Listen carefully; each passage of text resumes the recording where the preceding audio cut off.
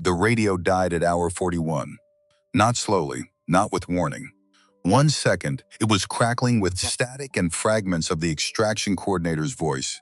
And the next, it was nothing. Dead weight in Reeves's hands. Useless plastic and copper wire in a room where useless was a word nobody could afford. Petty Officer First Class Mara Ellison pressed her back against the compound wall. She counted the muzzle flashes through a gap in the mud brick. She did the math.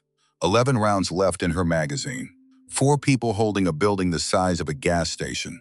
Somewhere past the tree line, 200 American personnel were sleeping in a forward operating base that would not exist by morning.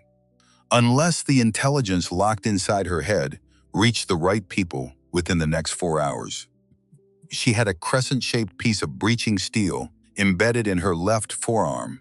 No way to remove it until this was over. Lieutenant James Reeves crawled to her position. Blood soaking through the field dressing on his shoulder, dark in the low light, spreading slow. He didn't ask if she was okay. He already understood that the answer didn't change anything right now. Can you still transmit? She looked at the destroyed radio, at the militia repositioning along the northern wall, at her watch, 0247, and ran a calculation she could never explain to anyone who hadn't stood in a room like this one. Give me 11 minutes. She didn't tell him what she needed 11 minutes for. Didn't tell him she wasn't certain she had 11 minutes left. What she did in that compound on that night, in a place that appears on no official record, would save 200 lives and quietly destroy the ordinary one she was trying to build for herself. 5 months later, Camp Lejeune, North Carolina. August, the kind of August that settles onto a person like wet concrete and dares them to move through it. Outside the main enlisted mess hall, the air tasted like diesel exhaust, and whatever the kitchen had decided to do to chicken that week. Inside, fluorescent tubes hummed their tuneless frequency above rows of plastic chairs and laminate tables carved up by years of trays and elbows. Noise was alive. Silverware and boots and conversations layered over each other like radio signals. Nobody had bothered to sort. Petty Officer First Class Mara Ellison sat alone, corner table, back to the wall. Always. She'd chosen that corner on her first day at Lejeune and returned to it every day since. Not unfriendliness, not shyness, just the thing that had happened when you'd spent years in places where knowing your exits wasn't paranoia. It was the minimum work of staying alive. Old habits didn't die. They relocated. They learned to dress like ordinary. 29 years old. Wiry, sun-scared at the temples. Premature gray threading through dark hair, earned not by age but by the kind of sustained pressure that aged a person from the inside out, quietly, without announcement. She ate baked chicken that had surrendered to the process long ago. White rice, green beans cooked past any memory of what green beans had once wanted to be. She ate with the focused efficiency of someone who'd learned that a meal was fuel, and fuel was the margin between functional and compromised. And there was no third category worth discussing. Her hands told a story if you knew how to read hands calluses in places that didn't match desk work. Scar tissue across 3 knuckles on the right hand. And there, inside her left forearm, a scar shaped like a crescent moon. Clean, the signature of a field extraction performed by someone with excellent hands and no adequate lighting, and timed to be anything but precise. She wore a dive watch on her left wrist. The crystal was scratched so thoroughly it had shifted from transparent to a clouded amber. You couldn't read the time without tilting it at a particular angle in particular light. She'd never replaced the crystal, never explained why. The few people who'd asked got the same thing people got when they asked about anything she didn't intend to discuss. A polite redirect, and the quiet sense the conversation had arrived somewhere it wasn't going further. She'd been at Lejeune 2 months. Her orders said training liaison, administrative coordination, joint service support. Her reporting officer was a Marine major who worked from the G2 intelligence shop and communicated with her primarily through paperwork that went nowhere and meetings about nothing. Navy personnel on Marine bases weren't unusual. Corpsmen, intelligence specialists, various support configurations. But Mara Ellison didn't fit the usual patterns.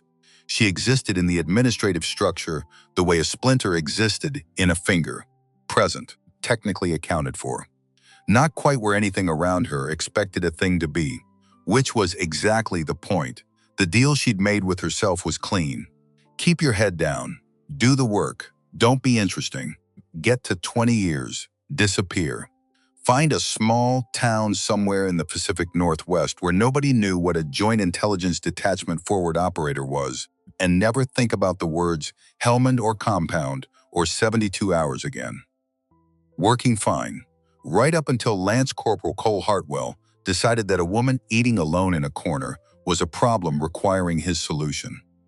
She'd grown up in Flagstaff, Arizona, double-wide trailer at the edge of town. Her father, Daniel Ellison, had been Force Recon in the 1980s, back when Force Recon Marines did the work that didn't appear in official reports and came home carrying weight that had no official name either.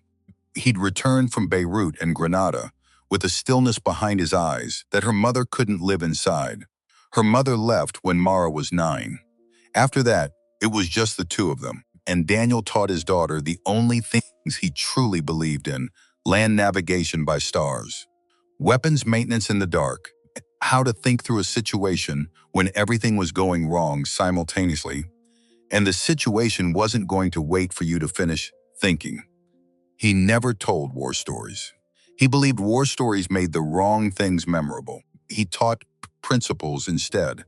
And he taught them the way you taught someone to swim, by getting in the water and expecting them to figure out what their arms were for. You don't assume backup is coming. Don't trust equipment you haven't personally checked. Don't believe someone will save you just because they should. By 16, she could field strip an M4 blindfolded and run 12 miles with a weighted pack without meaningful complaint. She wasn't performing competence. She'd simply been raised in it the way other children were raised in piano lessons or weekend soccer, until the thing became so habitual it stopped feeling like anything at all. She enlisted at 18, Navy, rather than Marine Corps. The clearances available through cryptologic intelligence work were what she needed, and she understood even then that what was in her head was more valuable than what her body could do. 3 years doing signals intelligence, destroyers and shore stations, learning the language of intercepted communications wins the way other people learn languages. By immersion, by pattern recognition, by the kind of sustained attention that eventually made the meaning reveal itself, even when the message was designed to conceal it. That was when someone found her. No full names, no unit identification. Just a quiet conversation after a training evolution, where she'd identified a pattern in communications intercepts that 3 senior analysts had missed. They asked if she wanted to do work that mattered, work that would never appear in any official record, work that would test every assumption she had about what she was capable of. She said yes. She was 23. She had no idea what yes meant. 6 years. The next 6 years erased every illusion she'd carried about what intelligence work looked like. She wasn't analyzing signals from a secure room anymore.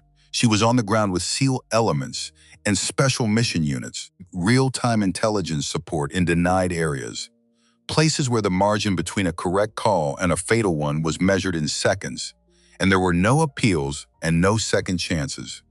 She learned to breach doors because operators needed every capable hand available.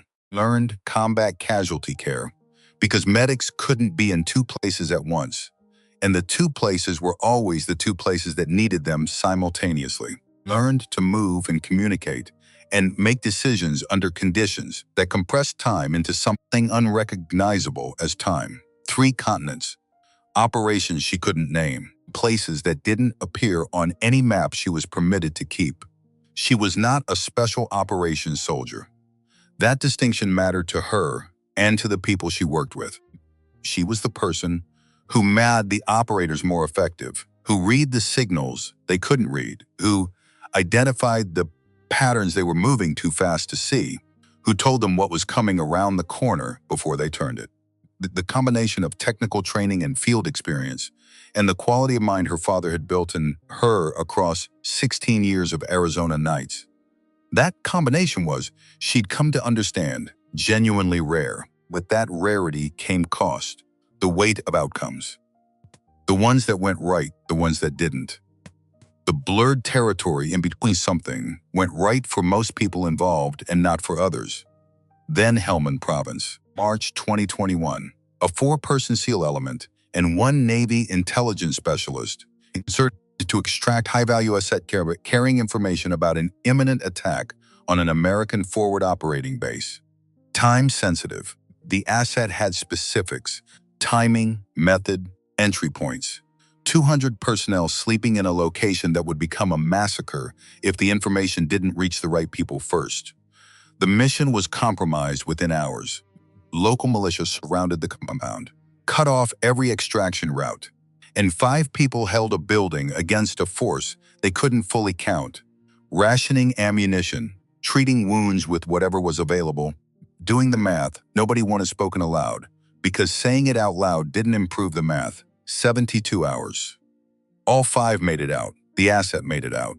The attack was prevented. Mara Ellison came home with a crescent-shaped scar on her left forearm, citations that couldn't appear in her official record, and a watch she couldn't explain to anyone who didn't already know. Reeves died in July, not in Helmand, not in the compound where she'd expected, at various dark points during those 72 hours, that they might both die. He'd rotated home after Helmand, been reassigned, gone back during the early phase of the withdrawal. Voluntarily, by all available accounts, though voluntary, was a complicated word when it applied to men like James Reeves, and situations like a collapsing infrastructure, and people who needed to move through dangerous geography, and the kind of man who saw that and felt something pull. He was killed during a security escort operation, moving personnel through a compromised route. The details she received were fragmentary because she received them through channels that weren't supposed to exist. A relay through a contact she couldn't name, in a conversation that wasn't logged anywhere and wouldn't be. No official notification came to Mara because officially she hadn't been part of his unit. Officially, her operational relationship with Lieutenant Reeves was a training coordination contact, logged in a document that described nothing accurately and explained even less. She found out in a parking lot in Jacksonville, North Carolina, sitting in a rental car outside a gas station at 4 in the afternoon on an entirely ordinary summer day. Traffic going past, a green light, then red, then green. A woman walking a dog that was pulling hard towards something in the grass.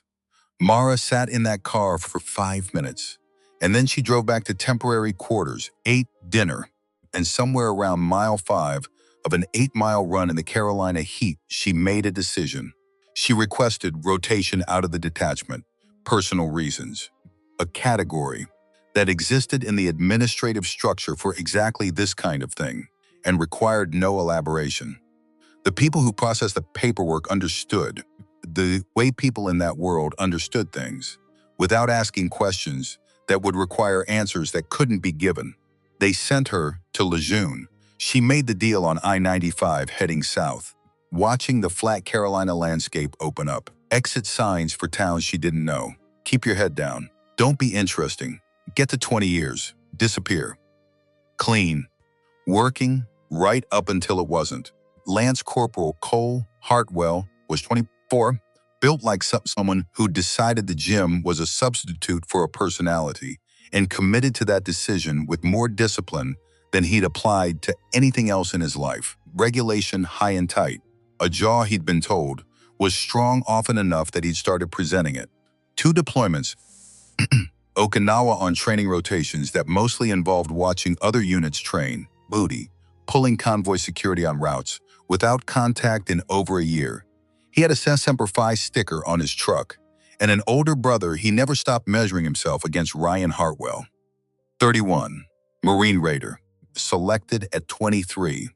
The kind of quiet that earned respect instead of demanding it.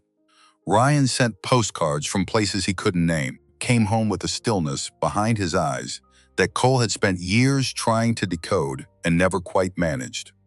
The family talked about Ryan at Sunday dinners and Thanksgiving, and every gathering where someone who'd heard the story wanted to hear it again. Cole had been trying to be Ryan since he was 11 years old. The gap between what he'd imagined service would be and what it actually was had become, over time, the central fact of his interior life.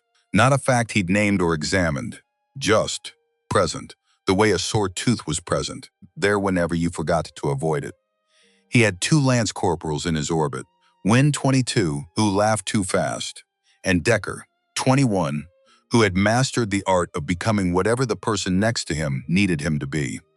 They followed Hartwell because following was easier than questioning, and because he was certain about things in a way that felt like leadership if you didn't look too closely at what the certainty was built on. They were not bad people, not yet, just young enough to confuse proximity to aggression with actual strength.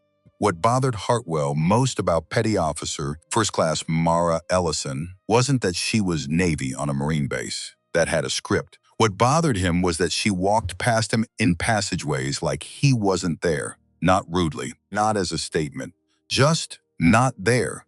The way you didn't notice a fire hydrant on the way somewhere else. Efficient path, destination reached. He was not a fire hydrant. He was working on that part, but not a fire hydrant. The first time, he told himself she hadn't seen him. The second time, she was distracted.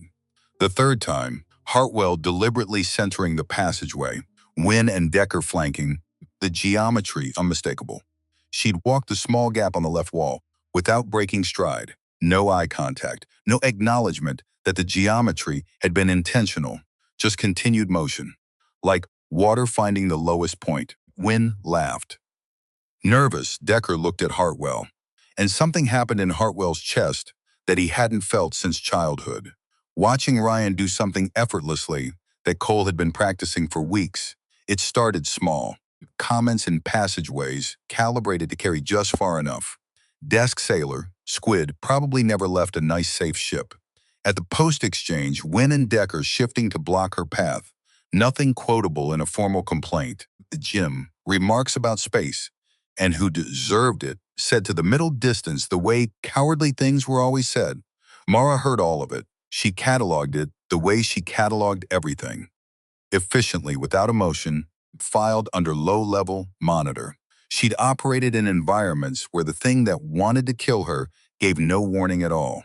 Hartwell and his audience registered well below active concern, which made it worse for him.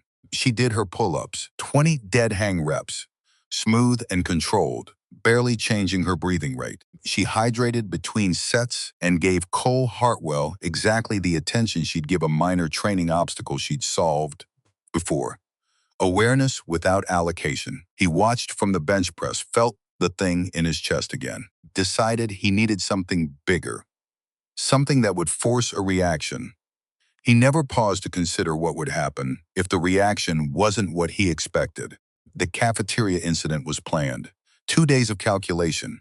Wait for the Thursday lunch peak. Maximum witnesses. Maximum ambient noise. Maximum social audience. He positioned Wynn on the left wall. Let the room fill. Waited until Mara's tray was in front of her, and she'd started eating.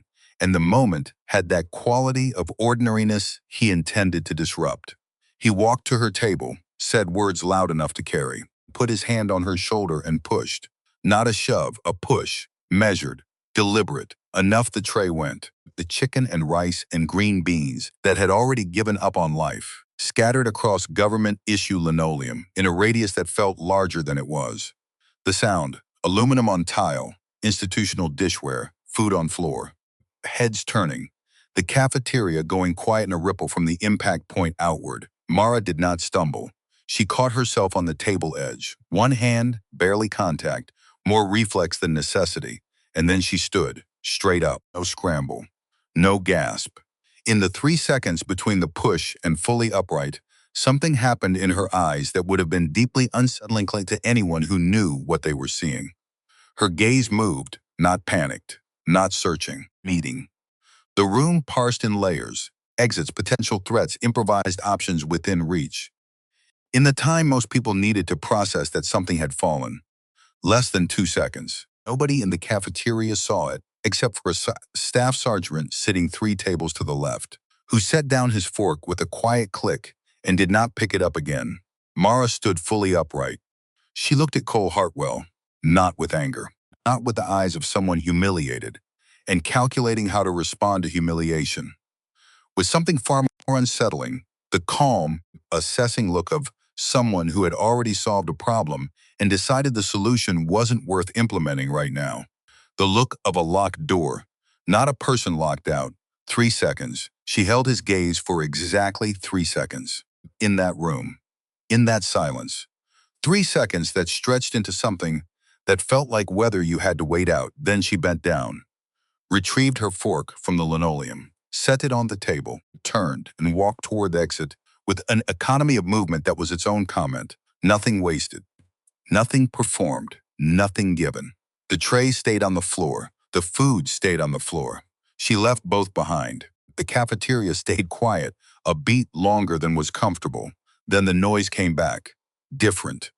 Quieter. Not the same room it had been before she walked out. Hartwell stood there. This was not the reaction he'd planned for. Not even close. Staff Sergeant Frank Aldridge had done 2 tours in Fallujah, 22 years in. Combat engineer. The kind of man whose face had settled into permanent watchfulness. The way some faces settled into permanent cheerfulness. Not by choice, but by accumulation of days that required it. He'd worked alongside special operations personnel in Anbar province in 2005 and 2006, in configurations that didn't appear in official reports, at times and places where the work got done by people who weren't supposed to be there officially and knew exactly why they were there actually.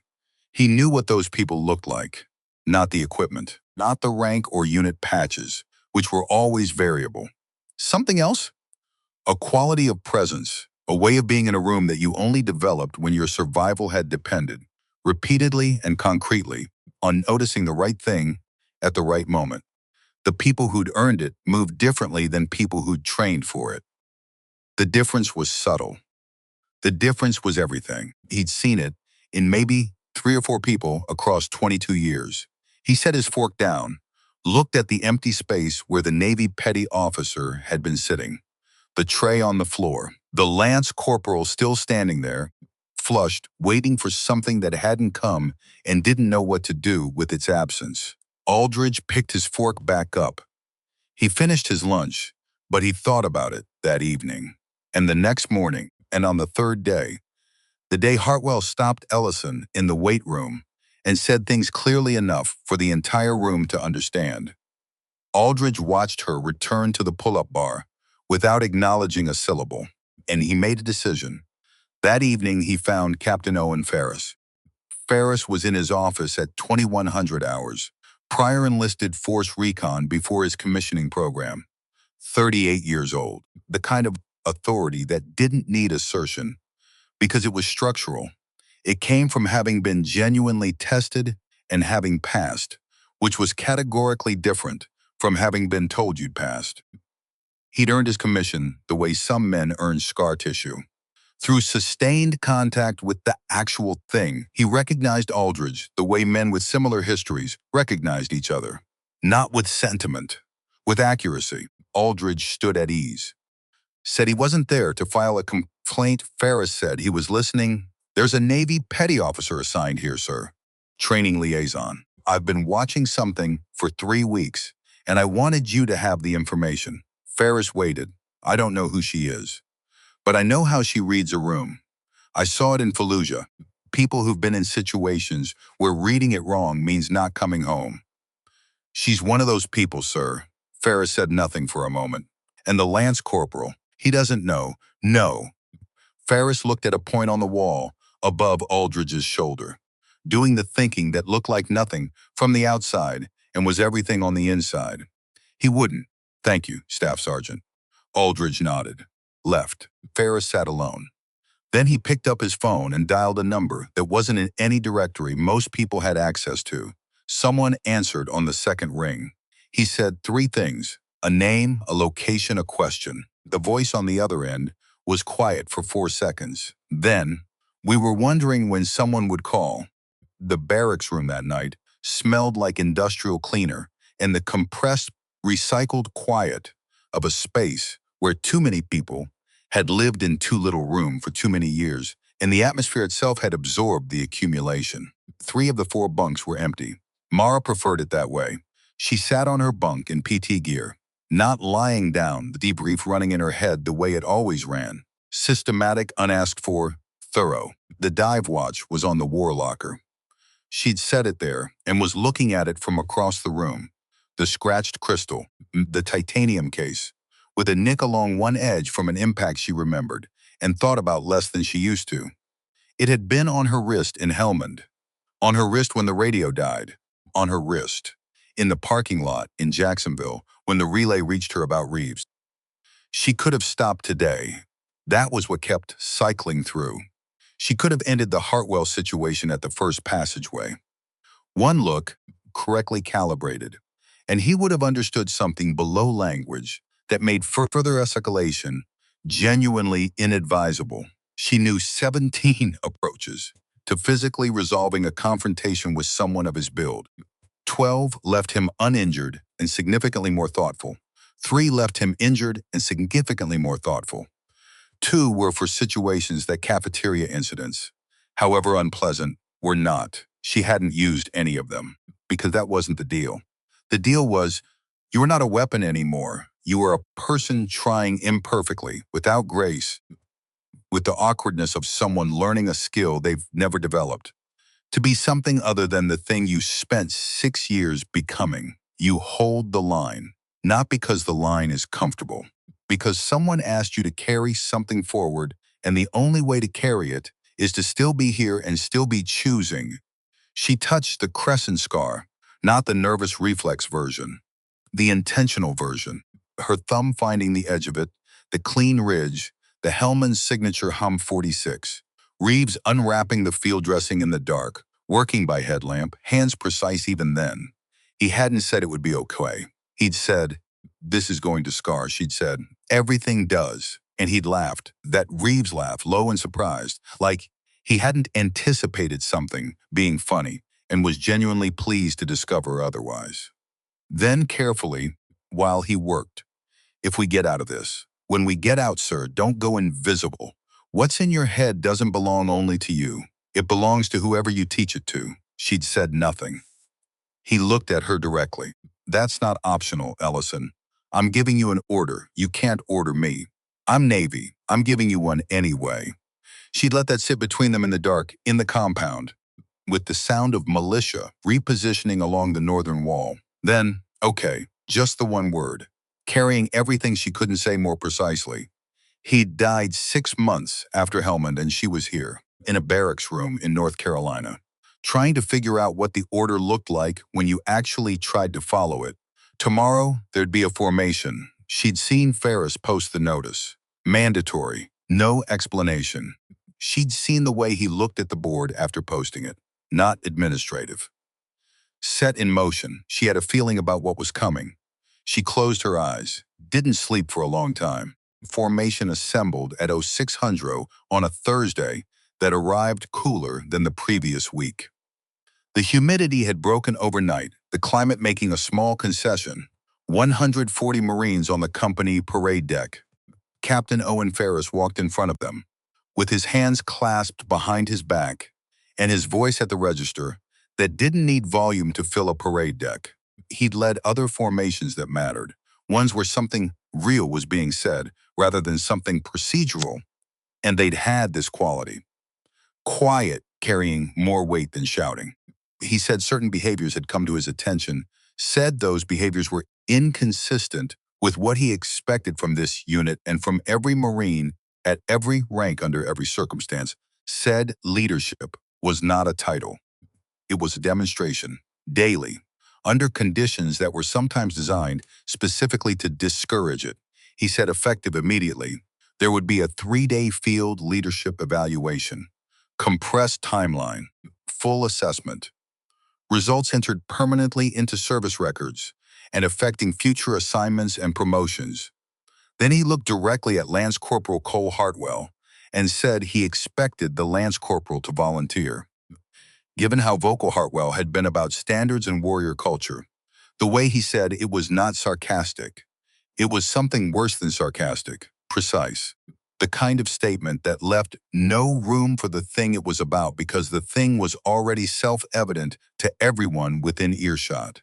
Hartwell's face did several things in rapid succession, none of them useful. He stepped forward. 9 more volunteers. 7 immediately.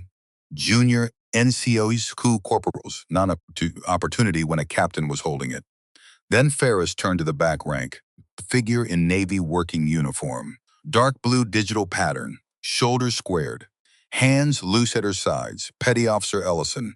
She looked at him. Your personnel file indicates instructor-level qualifications in small unit tactics from previous joint training assignments. I'm specifically requesting your participation.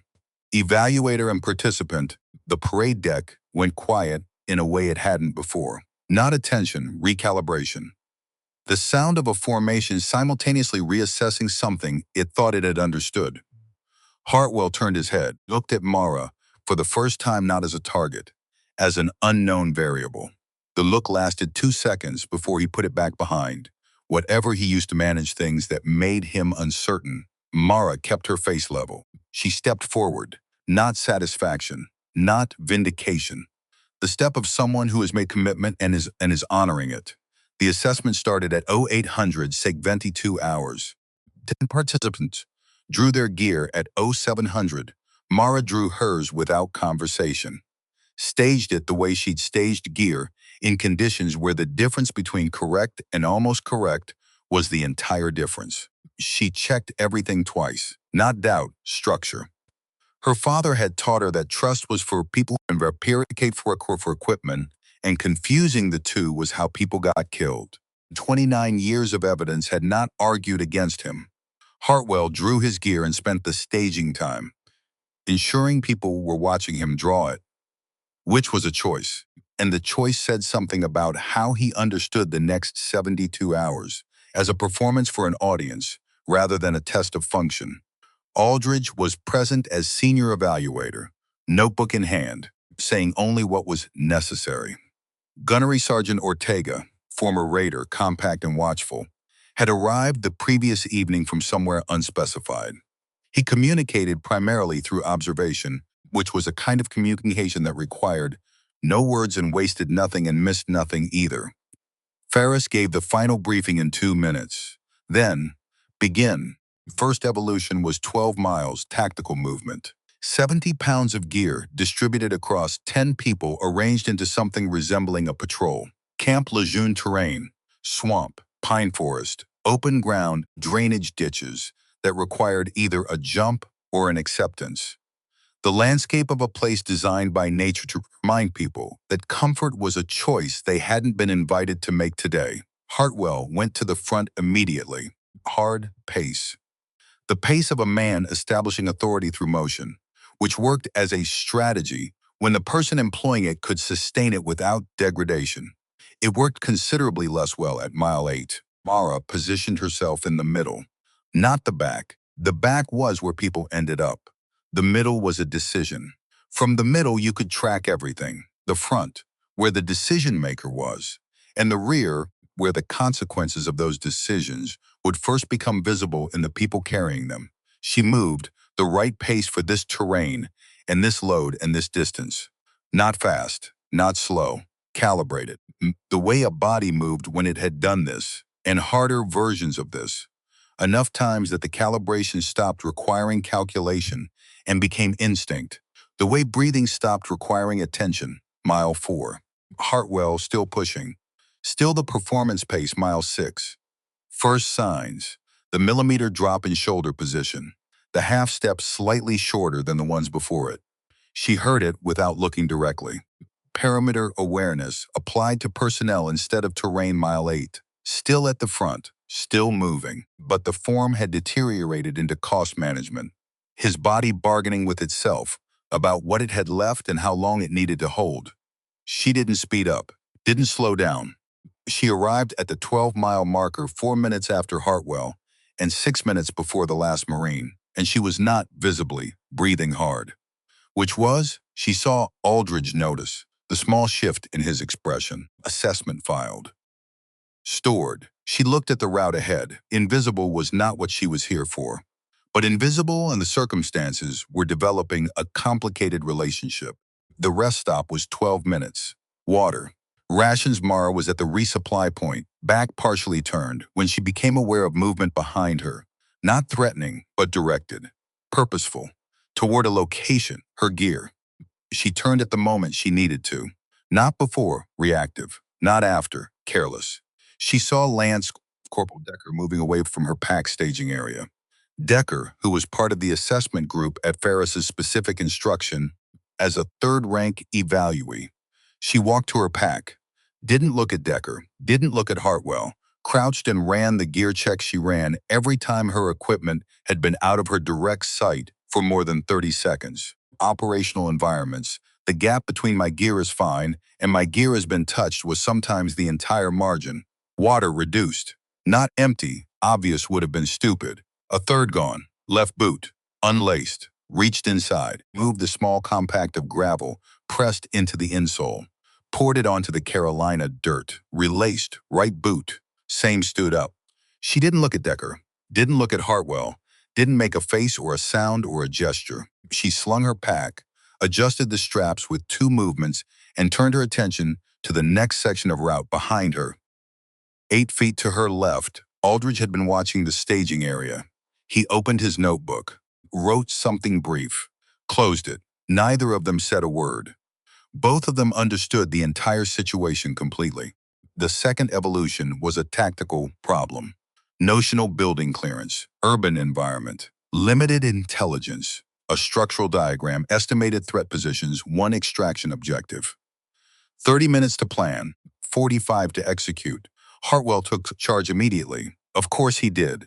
He'd had the diagram and his voice up and was pointing at approach routes with the authority of someone who'd absorbed enough tactical content from enough sources to recognize what authority looked like in this context. Except the plan emerging had a fatal funnel problem on the primary approach. A coverage gap on the northeast corner, 8 seconds of exposure for the extraction team, and a room clearance sequence that would stack personnel in the breach point and convert a single casualty scenario into something worse. Mara listened for 2 minutes, counted them, not drama, threshold. She'd given herself a rule. If there's a fatal error, say so, after adequate assessment time. 2 minutes was adequate error. Confirmed, she stepped toward Aldridge. Quietly, Staff Sergeant, permission to offer a recommendation. He looked at her for 1 second. Go ahead. She picked up a stick, crouched down. Sketched in the dirt. Approach routes using existing cover. Staggered entry, keeping personnel moving through the breach rather than stacking at it. Overlapping covering positions, turning the northeast gap into a covered sector. Primary and backup exfiltration with no shared bottleneck. She explained the fatal funnel, explained the 8-second exposure. She referenced tactical doctrine by principle rather than citation. The logic those manuals encoded, which she'd learned not by reading, but by applying in places where misapplication had no grace period. That's not how Hartwell started. Aldridge. Execute Petty Officer Ellison's plan, the silence of a decision that cannot be unmade by the person who wanted it to go differently. The scenario completed in 38 minutes. These L simulated casualties. Ortega looked at his clipboard, made a mark, said nothing, which was itself everything. Evening brought land navigation. Terrain association across mixed ground in fading light, the kind of navigation that required reading landscape as text, knowing what a drainage line meant, what the vegetation density said about what was under it, how slope translated into orientation when you had no GPS and no one was coming to find you if you got it wrong. Mara completed the course 6 minutes ahead of the second fastest participant. She didn't make a moment of it. Just marked her arrival time, drank water, reviewed the ground ahead. The gap would appear in Aldridge's notebook. She didn't need to perform it. It existed independently of whether she performed it, which was the point. Hartwell finished 8 minutes behind her. She saw the math register on his face, saw the jaw doing the new version, not the recalibration tell, not the cost management. Something she hadn't seen from him before. Man running out of explanations for a gap that kept widening no matter which direction he was facing. The evening brief was short. Patrol base establishment, security rotations. No stated end time for the overall evaluation, which was its own kind of pressure. Because without a visible endpoint, you couldn't pace yourself toward it. You had to maintain the entire time or risk that the moment the evaluators chose for their assessment was a moment when you were rationing rather than giving. Mara had operated under conditions without clear end times before. Most of them, in fact. She set her rotation watch, settled in. Hour 18, 0200. The patrol base was quiet the way field positions at that hour were quiet. Not silent, but deliberately muffled. The sound of people managing their bodies through the particular effort of staying alert when everything biological was voting for the opposite. Mara was on the eastern approach. She'd taken the 00200 rotation without being assigned it, offered it, because the slot needed filling, and she had a different relationship with that hour than most people. To her, it was just the middle of the night, requiring attention, which were conditions she knew well. She stood at her position and paid attention, pine trees. The bass sounds in the middle distance, the sky doing its pre-dawn preparation, the not quite dark that preceded actual light by 40 minutes and gave everything a quality of potential, like the world before it decided what it would be. Then the smell, pine resin, which was also the smell of the compound's interior walls. She didn't fight it compound interior. Hour 39. Reeves in the corner with the hand radio, trying to coax a signal through will and technical knowledge, and the stubbornness of a man who had decided not working was not a final answer. Vasquez and Park on the south wall. The fourth seal on the roof, Mara at the north aperture, counting, running the math nobody wanted spoken. The crescent piece of steel had gone in at hour 31. At hour 39, Reeves looked across the room at her. Not a question, an assessment. She held up 3 fingers. Manageable. Not stopping. Still he nodded and looked back at the radio, then quietly, "Ellison, sir, when this is done." "Don't disappear." She hadn't answered. He kept working. And at hour 41, when the radio finally transmitted, the message that triggered the extraction, that prevented the attack that would have killed 200 Americans sleeping in a forward operating base they believed was secure, that message went out on Mara Ellison's voice. Not because Reeves couldn't do it, because her voice had the modulation the damaged transmitter needed. And she'd understood that from the moment the static changed. And so she'd crossed the room and taken the handset and transmitted 200 lives, cleanest math she'd ever done. She pulled herself back. Pine trees, North Carolina, hour 18 of a field evaluation. She counted herself back to the present. Grounding, physical, specific. The weight of her boots on the soil. The bark on the tree at her 10 o'clock. The wind moving the pine tops. Indifferent and ancient and entirely unconcerned with any of this. Here now, she continued the rotation. Hour 22. Two's at 247 hours. Lance Corporal Marcus Briggs was 19 years old and from Tulsa, Oklahoma, and had a younger sister he'd been sending money to since she started college.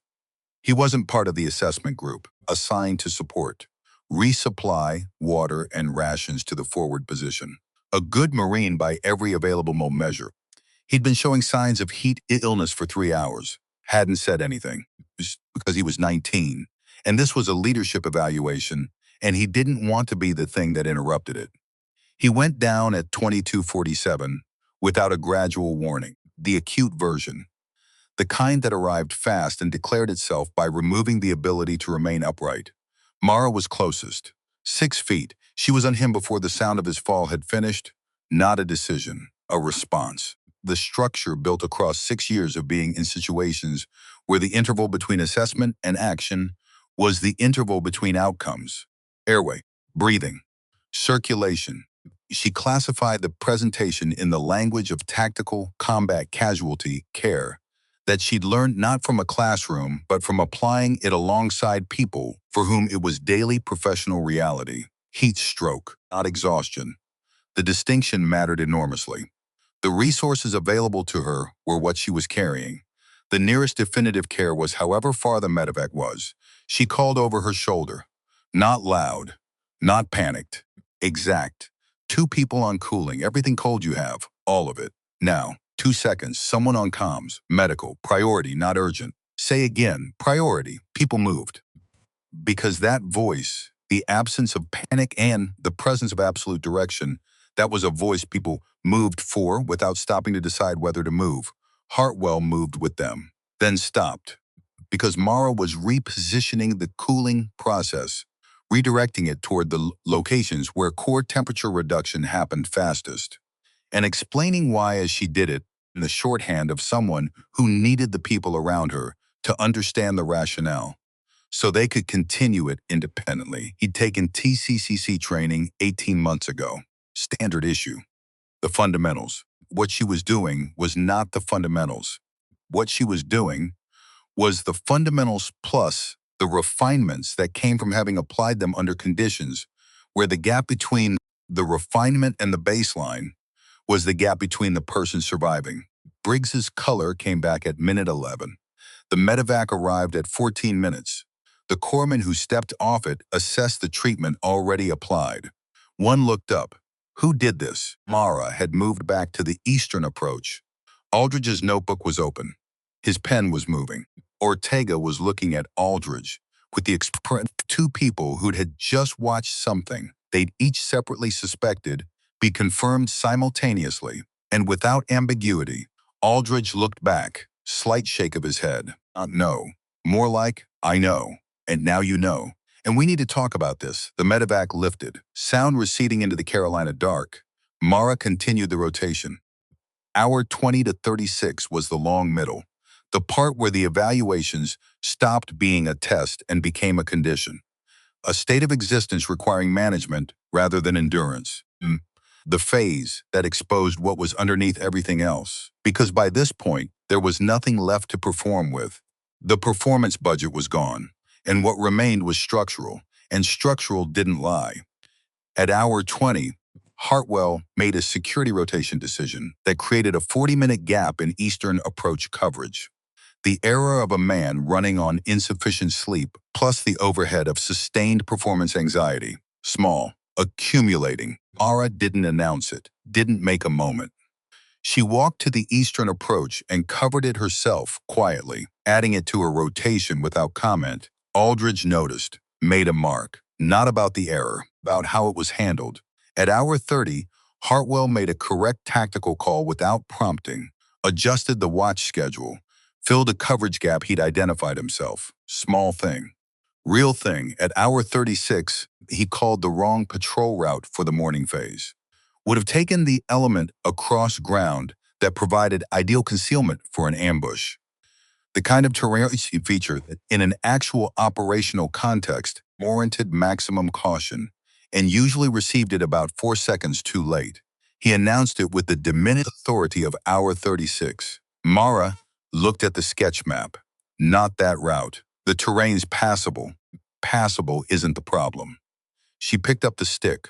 3 lines in the dirt. The sight lines. The concealment geometry. The engagement range from that feature to the route they'd be on. He looked at the 3 lines for a long time. Alternate route, he said, to the group. As if it had been his idea. She let it be his idea.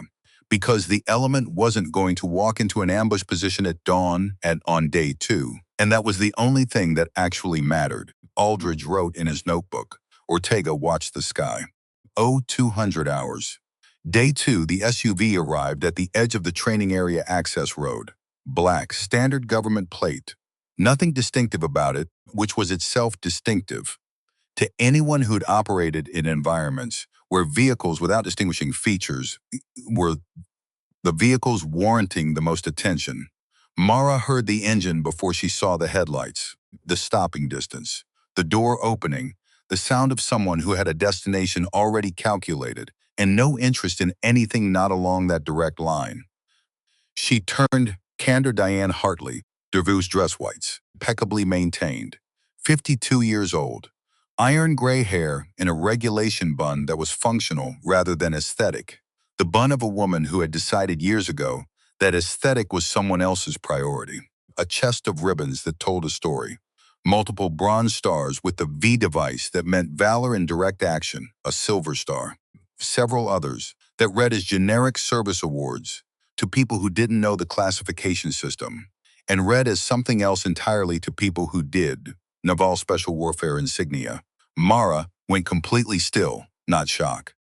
Recognition. The internal recalibration of a person who has seen something unexpected and is assessing what it means before allowing any visible response.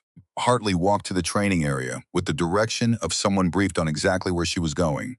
She found Aldridge, said 2 words. Aldridge pointed.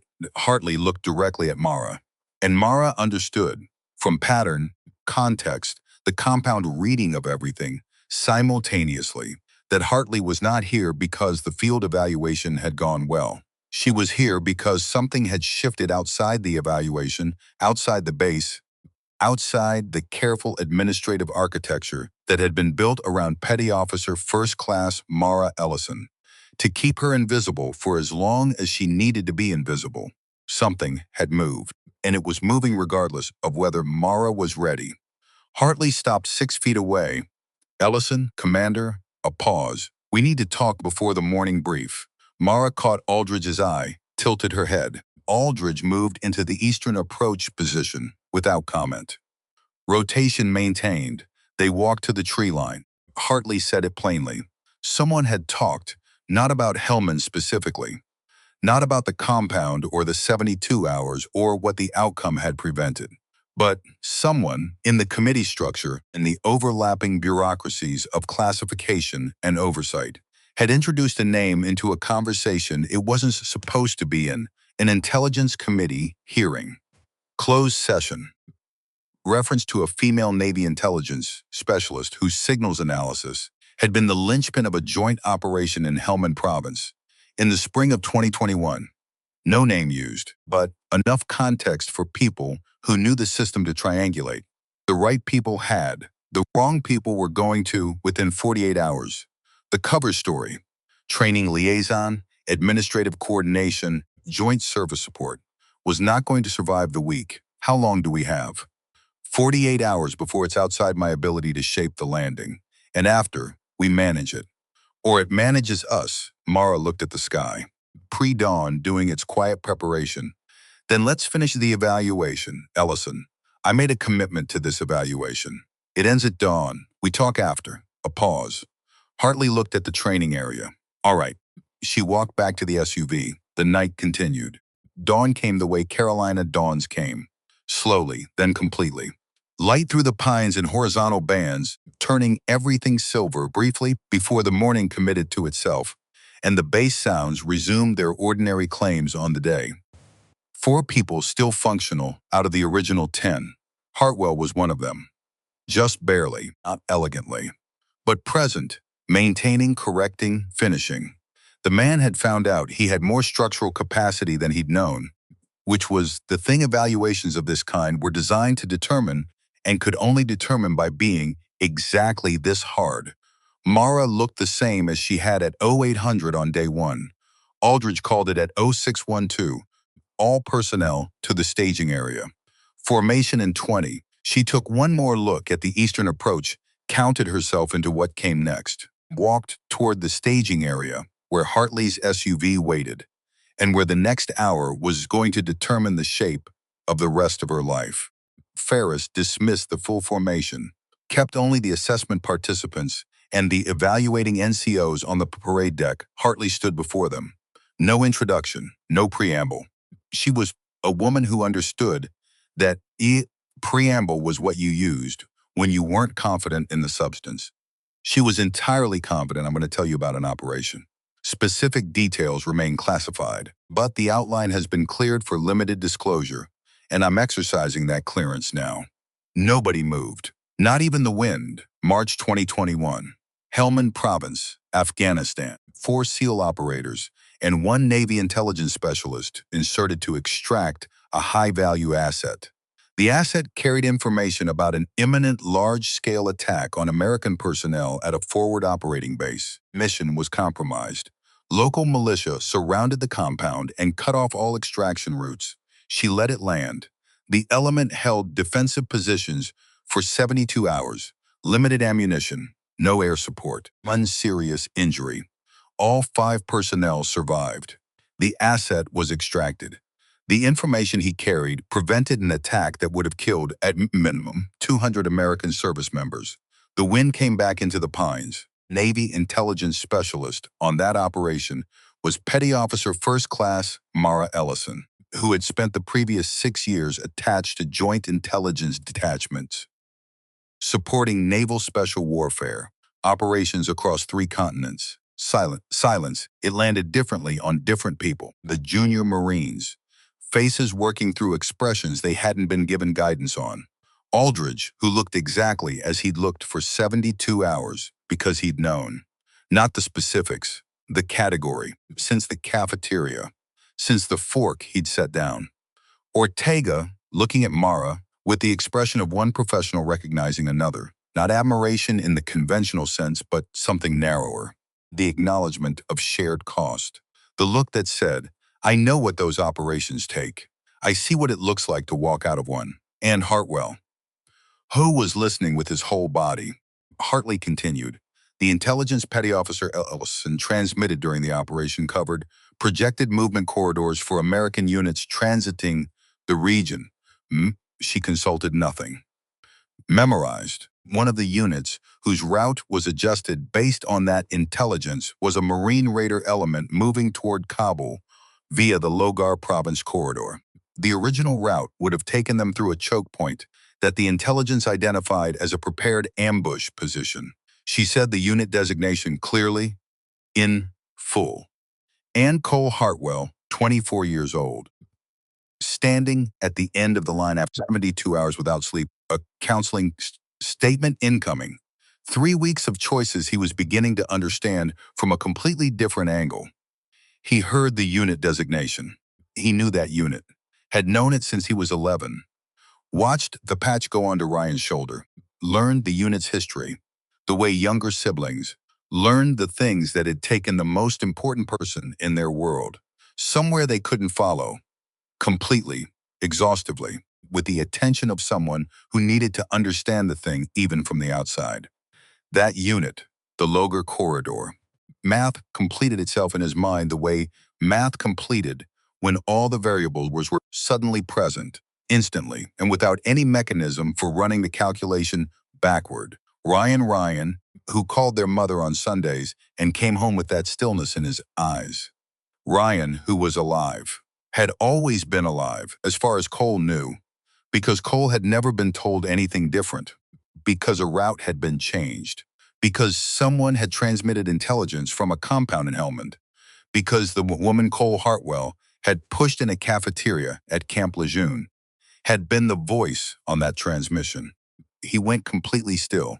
The real version. The kind that happened when a body received information too large for the usual systems and simply stopped, while something else processed it at a different level. His face did not cooperate with his effort to manage it. Nobody pretended they didn't see it. Hartley let the silence be what it was. She was patient the way people patient who had delivered this kind of information before and understood precisely what the silence was for. She turned to Mara. Ellison, ma'am, I'm going to ask you something in front of these people. You have the right not to answer. Mara looked at her. I'm not going to decline. A beat. Why did you request rotation out of the detachment? The question went into the morning air. And Mara, who had not answered this question to anyone, not in the paperwork, not in the exit conversation, not in the 8 months since, felt the answer arrive not in her mind but in her chest. The way things arrived when they'd been waiting a long time to find their way out. She touched the crescent scar. Intentional. Her thumb finding the edge of it in the early light. I lost my team leader. Level. Controlled. The levelness of a surface where work has gone into making it level. Not because nothing beneath it is moving, but because the movement is being held. July 2021. a security escort operation. He went back involuntarily during the early phase of the withdrawal, moving personnel through a compromised route. A pause. One beat. He didn't make it, the Pines. The Wind, I received notification through unofficial channels because I didn't officially exist in his unit. No formal process. No notification to my command. No flag. Another pause. I processed it the way I processed things in those years. Alone. And then I made a request. She looked at Hartley the last time I saw him before he went back in. He told me, if I made it out, don't disappear. Don't let what's in your head stay only in your head. Pass it on. She took one breath, even, controlled. I didn't know what that looked like. I thought it looked like this, somewhere quiet, work that didn't require being invisible, teaching, maybe. Somewhere my name could be in a document without anyone needing clearances to read it. She looked at the group, at Hartwell, who couldn't quite meet her eyes, at Aldridge, who could and was. That's why I left. And that's why I'm here. Full silence, and then Hartwell made a sound he hadn't chosen. Involuntary, small. The sound of composure reaching its limit without anyone deciding to reach it. He caught it immediately, contained it, maintained something technically resembling upright posture. But it had been there. Everyone had heard it. No one was going to pretend otherwise. He looked at the ground, then up, and said, not his register, which made it the loudest thing he'd said in 3 days, the Logar reroute. That was March 15th. Hartley. Yes. Ryan's element moved March 16th. Yes, he nodded once. The nod of confirming something with himself rather than with anyone around him. Then quiet. Ferris handled the administrative close of the evaluation efficiently. The bureaucratic framing needed to be completed and then stepped aside so the actual situation could occupy the space it had earned. Results to service records. Released to quarters. He said one additional thing. Looked at Hartwell directly, without hostility or performance. Lance Corporal, my office at 1400. Yes, sir.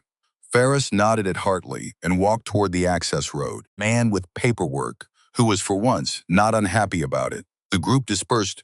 Aldridge passed Mara on his way out. Didn't stop, didn't make a production. Just, as he passed, good work, petty officer. Not nice work, not impressive. Good work. The phrase that meant, I see what you did, I understand what it cost, and I'm acknowledging both. Thank you, Staff Sergeant. And then it was Mara and Hartley, standing at the edge of the access road in the full Carolina morning. Day committed to itself. Sun up, pine shadows shortening, dew burning off the ground cover. Hartley said, walk with me. The access road ran 300 meters along the tree line before he went toward back the main base. Long enough, Hartley walked with her hands behind her back. Then, there's a reason I'm here, beyond the committee hearing. Mara said nothing. She'd known there was more. Since 0200, since the SUV, since the expression on Hartley's face at the tree line, a woman who had a decision to make and didn't love any of the options available. Operation Crosswind is being reconstituted. Different theater, different target set, same architecture, a pause. The element needs a signals intelligence lead with direct action support experience, operational language proficiency in Arabic and Pashto, someone who can integrate with a SEAL element without a learning curve, someone who has actually done it. She stopped walking. Mara stopped. There are approximately 4 people in the intelligence community who meet all three criteria. 2 are currently assigned in ways that can't be interrupted. 1 is finishing a medical recovery, making insertion inadvisable for another 6 months. A pause. And then there's you. Mara looked at the tree line. Pines doing their patient, permanent thing. Older than this conversation. Older than everything in it, so. This was it, the actual thing underneath everything else. Not the evaluation, not the cafeteria, not 3 weeks of Hartwell and his miscalculations. This was underneath. She felt the shape of it, the weight, the gravity of a decision with this many people in it and this much of her own self on both sides of the equation simultaneously. 200 lives. The Hellman math, 11 rounds in one voice on a damaged radio and a number that came out right. The reconstituted crosswind. Different math, unknown number. Prevention, you never knew the number of the thing that didn't happen, only knew what you'd done. And Reeves, don't disappear. Pass it on. She'd made that into something manageable. An instructor billet. 23 Lance corporals in a training bay, learning things they didn't know they'd need. She'd built a version of his instructions she could live inside. But here was another version of the same instruction. Both versions were pass it on. One was passing it on in a training bay in Virginia, where her name could be in a document. One was going back into a place that didn't officially exist and doing again the work she was built for. Both cost something. Both were most honest accounting she could manage, the thing she was fitted for. Not in the way Hartwell had tried to construct fitness, through performance and external validation. In the way things were fitted when the conditions of your life and your particular constellation of capabilities and the specific tests you'd been put through had produced something genuinely suited to a kind of work. She was suited to it. Hating it and being suited to it were not mutually exclusive. Hellman had taught her that directly. She looked at the scar on her forearm, then looked at Hartley. I have conditions. Tell me, after the deployment, if I want the Quantico billet, that offer doesn't expire. Agreed. If I want full separation from the detachment, that's on the table too. Agreed. Ferris, Aldridge, Ortega. Their records reflect what they actually saw during this evaluation. Not a sanitized version. That's unusual. Aldridge has been doing this correctly for 22 years. He deserves documentation that reflects it, what he did this week. Recognizing something, reporting it through the right channel, evaluating fairly under pressure, that should exist in writing. A pause, I'll make it happen. And Briggs, Lance Corporal Briggs, his commanding officer, gets a note. The treatment administered was appropriate, whoever administered. It knew exactly what they were doing. He was 19 years old, and he didn't report symptoms because he didn't want to interrupt a leadership evaluation. Someone should acknowledge in writing that the right thing happened despite that.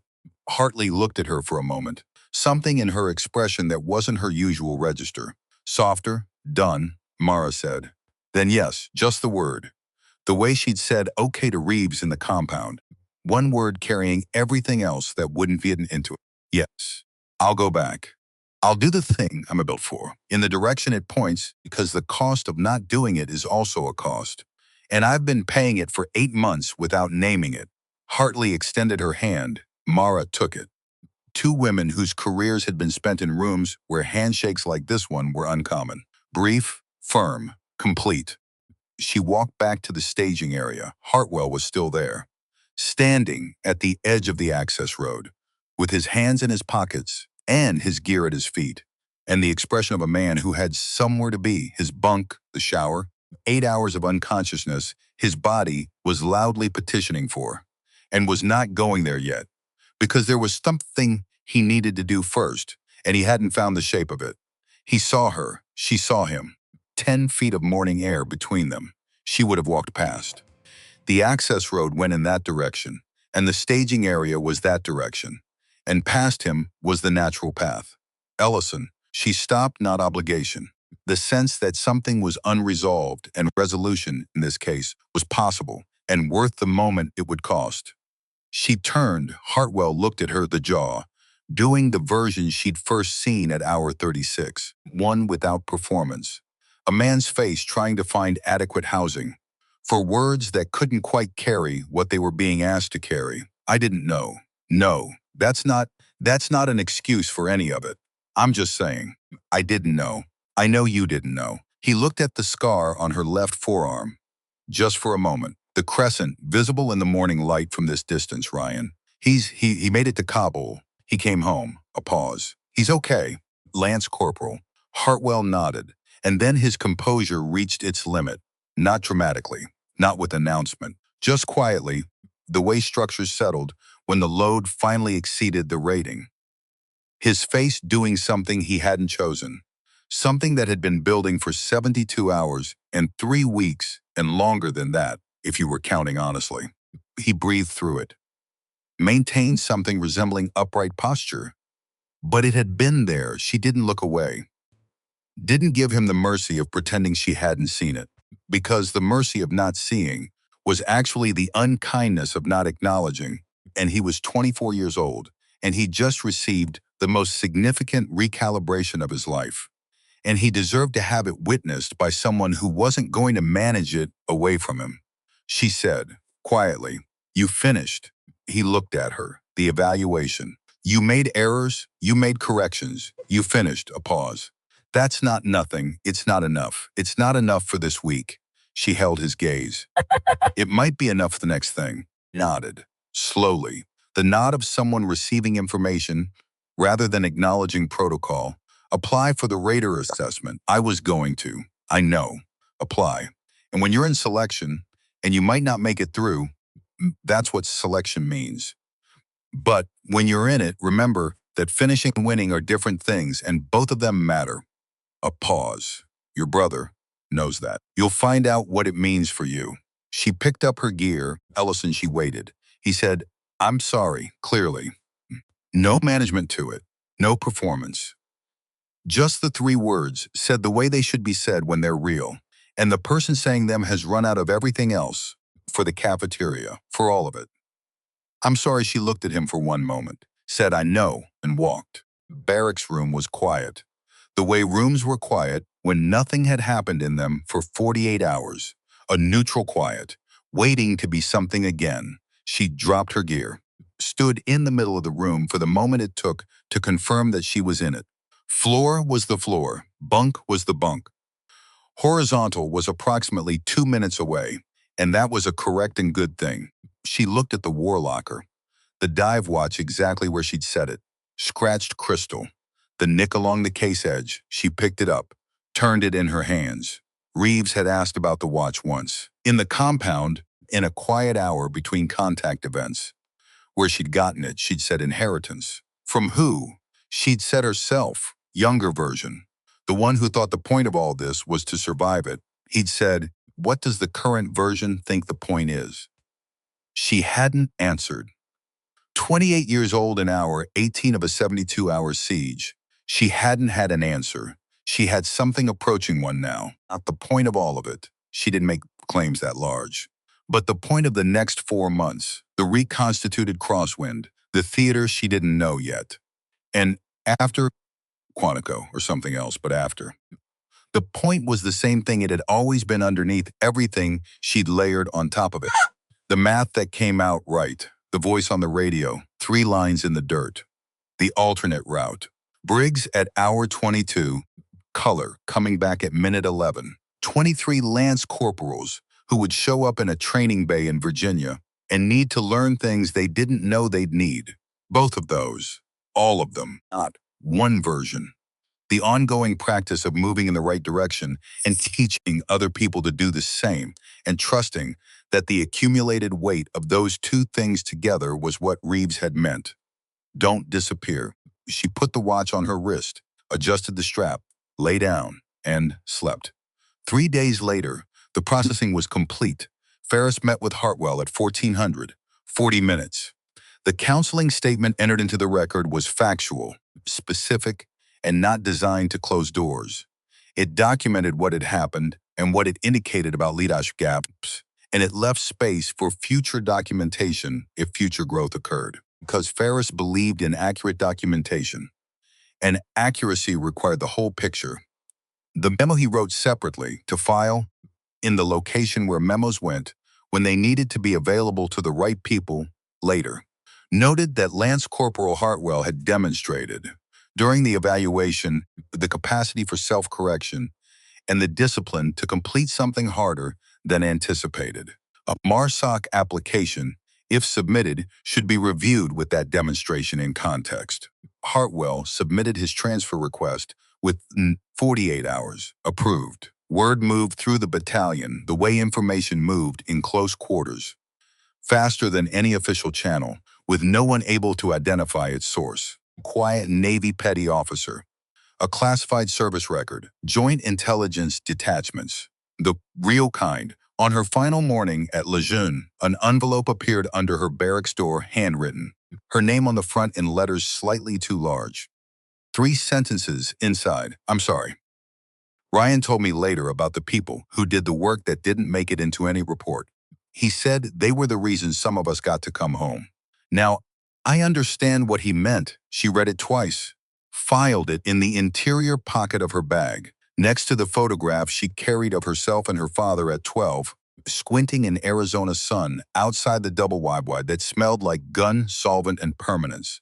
The SUV was civilian plate, government gray, unremarkable in the way of vehicles meant to move someone without announcing the movement. She stood outside the barracks in the early morning with one bag. Same bag she'd arrived with, same gear, same watch, same scratched crystal, same nick along the case edge. She tilted it at the right angle, early, day still deciding what it wanted to be. She thought about Quantico, the mat smell, the equipment smell, the first class, 23 lance corporals who didn't yet know what they'd need to know and would spend time in that training bay finding out. I'll get there, she thought. After. Reeves would have said, that's enough. She thought he was probably right. The SUV pulled up. She got in.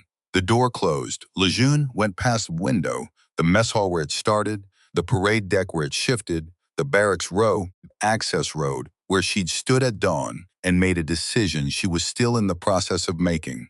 Because real decisions weren't single moments sealed in amber. They were ongoing. You made them, and then you kept making them every day, in every room, with every choice about what you were going to be and what you were going to pass forward, the gate. The highway, flat Carolina landscape opening up, pines on both shoulders. Exit signs for towns she'd passed twice without stopping. She looked at her watch, tilted it at the right angle. 5 minutes into the drive. Everything ahead of her. She thought about the parking lot in Jacksonville. 35 minutes in a rental car, while the world went past and a woman walked a dog, and a light went green and red and green again. She thought about I-95 heading south the first time, the deal she'd made with herself, and the deal she was making now.